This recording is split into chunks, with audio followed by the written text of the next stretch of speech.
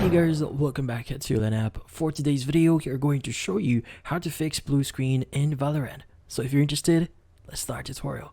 In this case, if you're having problems with your Valorant here and you're getting the blue screen, well, there are a few things that you could try. So first is you want to make sure that you have the latest version of your Windows. So in this case, at the bottom left of your screen, you want to go to search here. Just type in the following, which is going to be update.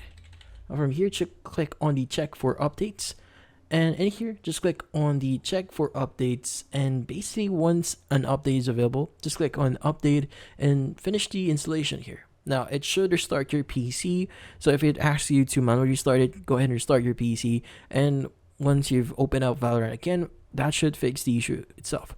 So usually the problem actually is from the version or the current update that you have right now on your PC. So if you do see one, so as you can see right now, the update for mine is currently being installed. Now, if this doesn't work, another thing that you can do here is you want to change a few things on your settings on a specific file here for Riot. In this case, you want to go ahead and open up your in this case your file explorer. So let's just open it up, and from here what we need to do is we need to go to our local disk here. I want to go to program files, and in here you want to scroll down a bit here and want to look for Riot Vanguard. Click on it, and you want to look for vgk.sys and right click on it and click on properties. Now from here you want to go to security. In the security tab here, click on edit under group or usernames and click on edit.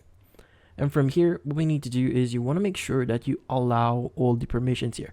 That includes full control, modify, and the special permissions. Now, once you've done that, click on apply and OK to close this one. And basically, once you've done this, you can go and restart your PC and see if that solves the issue. Now, in this case, that's about it. So, hopefully this video was able to help you. Like and subscribe to Valorant app. Thank you for watching.